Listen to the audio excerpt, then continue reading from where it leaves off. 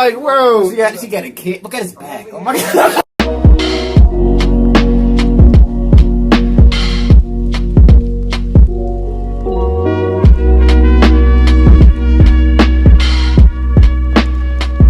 Alright, welcome back, LVB. Today we're gonna be watching She-Hulk. This is rock bottom. I've heard just off rip.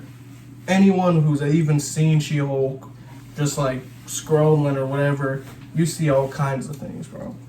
From her supposed, I haven't even seen it, but I know that she twerked with Megan Thee Stallion, bro. Yeah, at the end of an episode. And that supposedly she like told off the Hulk. She said like, you don't know how it is, you know, when you don't to control your anger when you're getting catcalled every day on a daily basis. You don't know what pain is. And homie got shipped off the planet because people were scared of it. It was just like, what? Pretty sure Hulk knows what pain is. Yeah, bro. Dude shot himself in the mouth just to end it. And Hulk spit out the bullet. So, I don't know. I've seen some new stuff for her and like Daredevil and stuff. Like I'm seeing a lot of people like that now. I mean, I feel like maybe that was a commentary. Like the first season, like the way they went about that. Maybe I don't know. Supposedly, it was written in the way that they didn't want to. Because even in She-Hulk, she was saying how she doesn't want to be a superhero. There's no life saving. Every person who created She-Hulk was a woman. All of them, from the writer, everything. They were all women. Talking for comic books?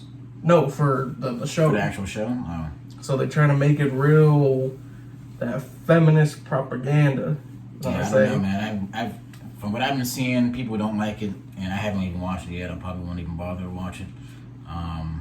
Wonder what. And I seen that new picture with like Scar, Hulk's son. That looks horrible, man. I want to know who's come up with the character design for MCU characters. Cause that looks deplorable. I ain't even gonna lie to you, but I say they've been going downhill from Thor: Love and Thunder being just Thor's basically just a dummy.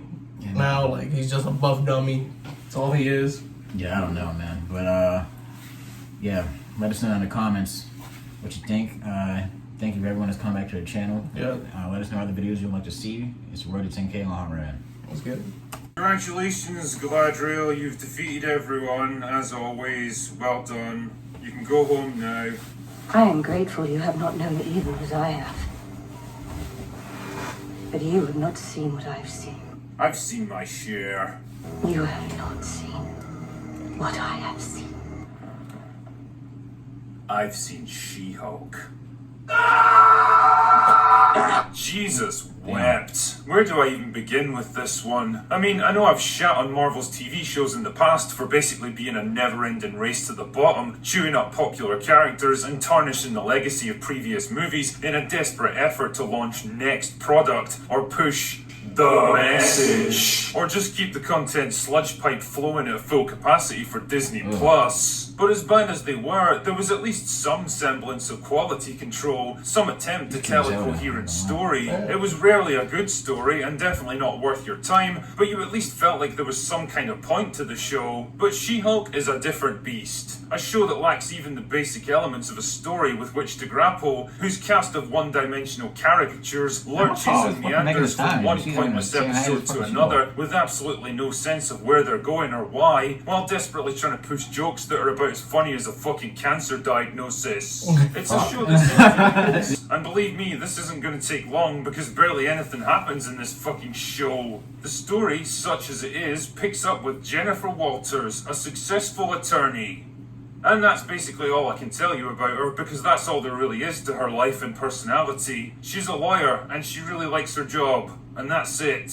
But when she's out driving one day with her cousin Bruce Banner, who somehow managed to turn himself back into Mark Ruffalo so the rest of the plot could happen, she gets involved in a car wreck because she wasn't paying attention to the roads. Take that, unfair stereotypes that women are bad at driving. And while pulling him out of the wreck, some of Bruce's blood fuses with her own, thus turning her into a female version of the Hulk. A She-Hulk, if you will. Is that easy? Naturally, this presents quite the problem, because randomly turning into an unstoppable rage-fueled monster could put everyone around her at risk, which means she's going to have to learn to be extremely cautious and develop absolute self-control.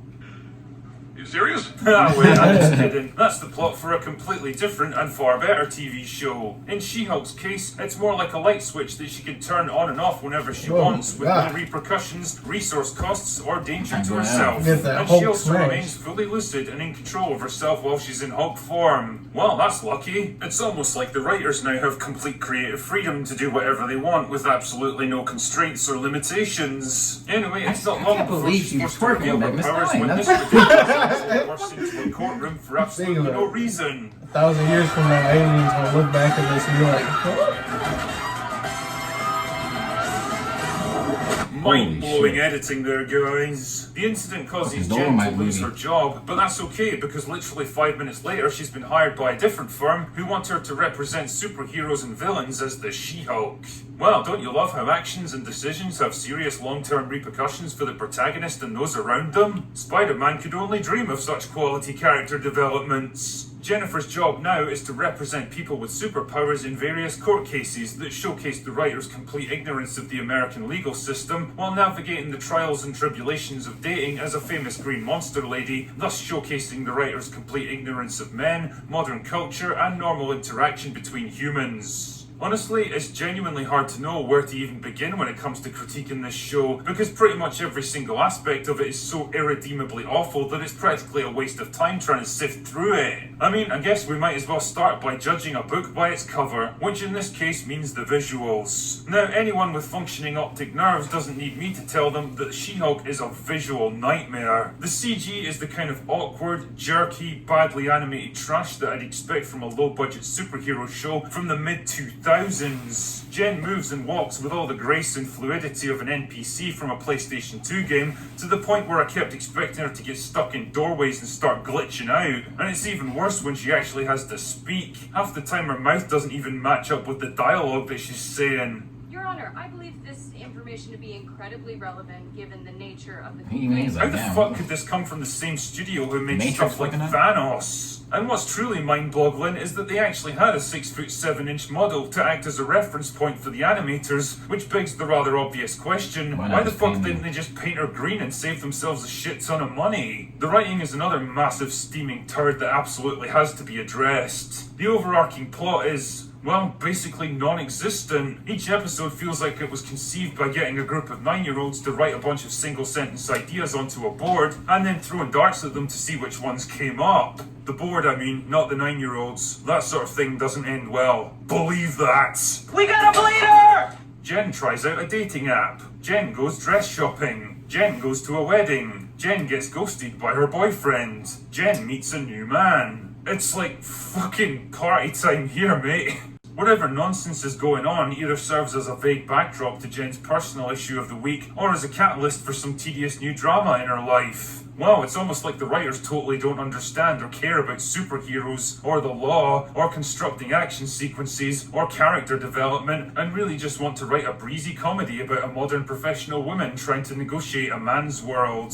Which is all a bit of a problem when your show's entire premise is built around your protagonist being a superpowered lawyer. While we're talking about Jen though, I suppose I should mention that she's probably one of the least interesting, least intelligent, and least just likable can't, like, protagonists I I've can't ever get seen over on it. Bouncing. TV. Well, aside from the Yeah, the obvious, of animator is course, shaking like that. she's self-absorbed, shallow, condescending, narcissistic, patronizing, boring, and aggressive. And that's before she even turns into She-Hulk. I've already talked about the ridiculous, unhinged rant she goes on against Bruce, a man that's lost and sacrificed more than she'll ever have. I'm an expert at controlling my anger because I do it infinitely more than you. And this kind of shitty behaviour pretty much sets the tone for her entire character. She gets to do and say whatever she wants with almost no negative consequences. In fact, if anything, she seems to get rewarded for it. And if that's not an insight into the mindset of the writers, I don't know what is. For me, the hallmark of a good, well-rounded character is someone that you can picture in situations outside the scope of the story. For example, I can totally imagine what guys like Tony Stark, Steve Rogers, and Peter Parker might get up to in their spare time. But outside of working and drinking with her one and only friend, I genuinely can't picture what Jennifer Walters might do with her life. What are her interests, her hobbies, her personal history, her aspirations, her hopes, fears, dreams, and insecurities? Don't know, because the writers don't seem to know or care either. She's basically just an avatar for them to project all of their gripes and hang-ups onto. And it's a shame, really, because I think Tatiana Maslany is a pretty good actress, and I actually ended up feeling kind of sorry for her. You can tell that she's working her arse off trying to sell this shitty character to the audience, but all it really does is prove that you can't polish a turds. Tim Roth, on the other hand, delivers the kind of don't give a fuck performance that tells me the only reason he came back was a hefty paycheck. And I couldn't help but wonder, why did they choose this guy out of all the backstory characters they had available? Remember Emil Blonsky from that mediocre Hulk movie from like 13 years ago? Nah, neither do I particularly, but he's back. And now he looks and acts like a completely different character. I was also about to say that the show disrespects Wong by turning him into a goofy, clueless moron with a room temperature IQ, but let's be honest here, Multiverse of Madness already did that pretty effectively, so I guess I can't criticize She-Hulk for beating a dead horse. Honestly, Benedict Wong, you deserve far better than this. But the one that really saddens me the most is Charlie Cox's Daredevil. Don't get me wrong, out of all the flaccid, meek, brain-dead excuses for male characters in this show, he's probably the one that gets humiliated the least, and his brief court scene only serves to underline how absolutely incompetent Jen is as a lawyer. I'm dismissing this case. Am I gonna go to jail? No, but I would like you to. But man, the fact he's even in this show is like some weird taint on his character now. The fact that he went from this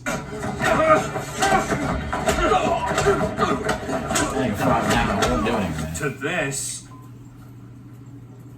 What the fuck, man? is something we'll never be able to wipe from our collective memory, no matter how much toilet duck we drink. Believe me, I know. And the thing is, all of this stuff, the unlikable characters, the nonsensical storytelling, the laughable special effects, would be more or less tolerable if this show managed to deliver the one thing it desperately wants to sell itself on: comedy. But that's where She-Hulk really falls on its gigantic green arse because, well, how can I put this? It makes Amy Schumer look like Dave Chappelle. Before you make assumptions, no, I have not come out the role. That would make the two of us fighting pretty cliche.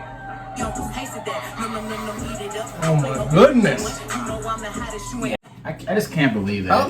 How they get that CGI so crisp for that, well then everything else. That's probably the only part of the show they enjoyed CGI right there. God damn. Effects are probably the only part of the show they enjoyed making. Like, and it's funny because she's a strong, independent woman, but that clearly goes for the male audience. You know, I don't think any normal woman that knows anything about comics or She-Hulk was gonna think in their lifetime they'd see her twerk with Megan Thee well, I Stallion. can see she was pretty promiscuous in the comics, and she slept with a lot of superheroes.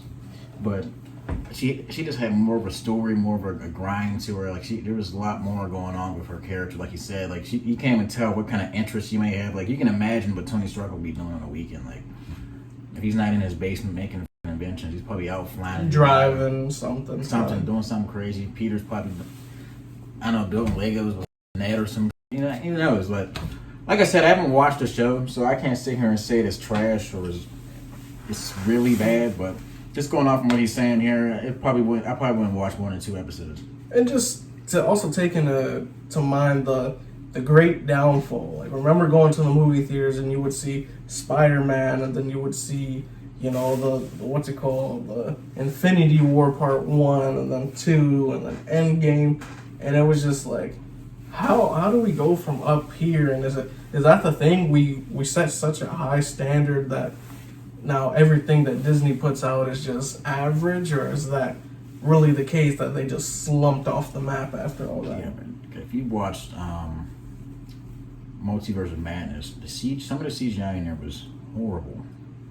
Like when he was in the sky floating, you can clearly tell that he's just standing on maybe like a green block, and he's just like, you got like moving. It's just weird. Like I don't know. It's just like a giant cartoon. It's just like, I don't know. It's not really the same effort. It's like after Infinity, like the second Infinity War, it's like it just been going downhill. Except No Way Home, that Spider-Man movie. With all 3 of them, that was hard. Spider-Man movies, they've been pretty good. I feel like they knew they had to make it good because it's Spider-Man. You know, that's kind of like the face of the MCU right now. But yeah, hit that like, subscribe, and share if you enjoyed the reaction. We appreciate everyone coming back to the channel. We'll see you next time. Peace.